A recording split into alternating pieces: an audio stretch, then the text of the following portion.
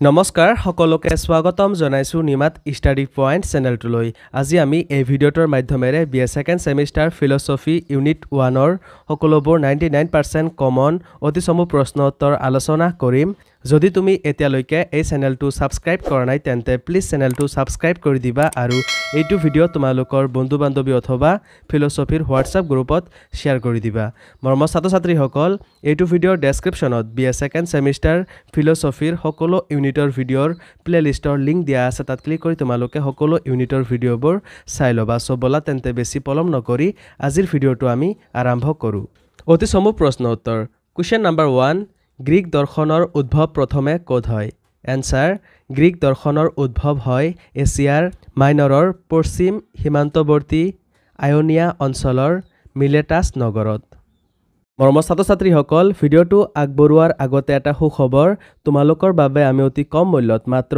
29 টকাত BA second semester ফিলচফিৰ model questions and এনসাৰ্ছৰ ই-বুক তৈয়াৰ কৰিছো যোৱা বছৰ যিসকল ছাত্ৰ-ছাত্ৰীয়ে এই ই-বুকটো পাৰচেজ কৰিছিল তেওঁলোকৰ ফাইনেল এক্সামত 100% কমন পৰিছিল বুলি তেওঁলোকে জনাইছে তোমালোকেও যদি এই ই-বুকটো পাৰচেজ কৰিব বিচৰা তেন্তে স্ক্ৰীনত দিয়া হোৱাটছআপ নম্বৰ অথবা ডেসক্ৰিপচনত দিয়া লিংকত ক্লিক কৰি তোমালোকে মোৰ মেনেজাৰৰ লগত কন্টেক্ট কৰিবা ধন্যবাদ কোৱেশ্চন নম্বৰ 2 মিলেছিয়ান সম্প্ৰদায় কি এনসাৰ আয়োনিয়া অঞ্চলৰ মিলেটাছ নগৰত গঢ়ি উঠা দাৰ্শনিক সম্প্ৰদায়ক মিলেছিয়ান সম্প্ৰদায় বলা হয় কোৱেশ্চন নম্বৰ 3 থেলছেই হল সকলো দৰ্শনৰ প্ৰৱৰ্তক আৰু জনক উক্তিটো কাৰ এনসাৰ WT ষ্টেছৰ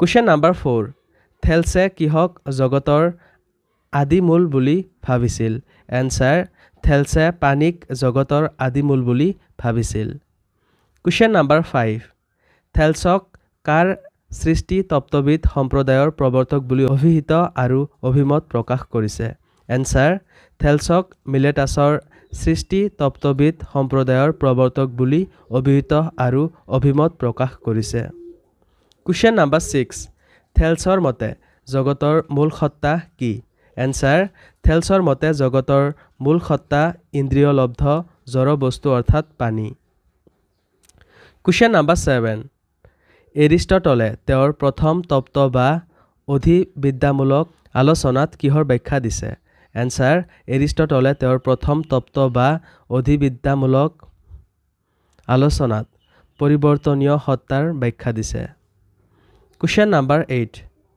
থেলছৰ মূল সত্তা পানীৰ ধাৰণাৰ ওপৰত জন বাৰ্নেটে কি মন্তব্য প্ৰদান কৰিছে এনসাৰ জন বাৰ্নেটে থেলছৰ মূল সত্তা পানীৰ ধাৰণাৰ ওপৰত মন্তব্য কৰিছে যে জগত বৈভৱৰ উৎপত্তি কাল পিছৰ কোৱেশ্চন নম্বৰ 9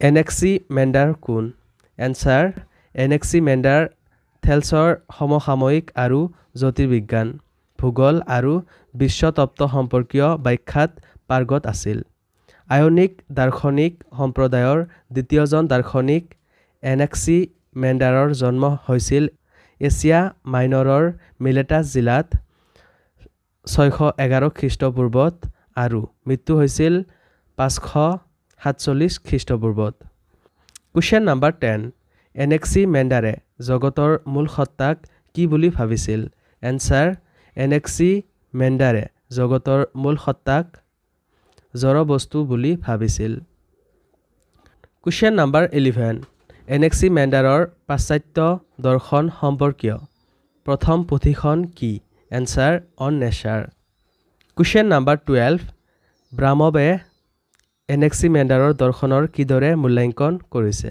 এনসাৰ ব্ৰামব এনেক্সিমেণ্ডাৰৰ দৰ্শনৰ মূল্যাংকন কৰি কৈছে যে এনেক্সিমেণ্ডাৰৰ চিন্তাত বৈজ্ঞানিক কৌতূহল কবিসুলভ কল্পনা আৰু অন্তৰ্দৃষ্টি জাগৰণকাৰী প্ৰতিভাৰ সংমিশ্ৰণ ঘটিছে কোৱেশ্চন নম্বৰ 13 এনেক্সিমেণ্ডাৰৰ অসীমতাৰ ধাৰণাক এৰিষ্টটলে কি আখ্যাৰে অভিহিত কৰিছে এনসাৰ এনেক্সিমেণ্ডাৰৰ অসীমতাৰ ধাৰণাক এৰিষ্টটলে অনিৰ্ধাৰিত সম্ভাৱনা যুক্ত বস্তু আখ্যাৰে অভিহিত কৰিছে Question number 14.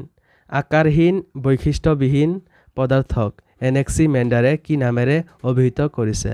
এনসাৰ আকাৰহীন বৈশিষ্ট্যহীন পদাৰ্থক এনেক্সিমেণ্ডাৰে সীমাহীন নামেৰে অভিহিত কৰিছে।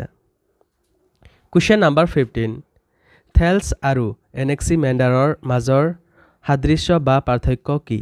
এনসাৰ থেলছৰ দৰে এনেক্সিমেণ্ডাৰে জগতৰ মূল সত্তাক জড় বস্তু বুলি ভাবিছিল কিন্তু ইয়াক পানী আখ্যা দিয়া নাছিল অথবা বিশেষ কোনো বস্তু অসীম আৰু গুণবিহীন পৰম সামান্য জড় অস্তিত্ব।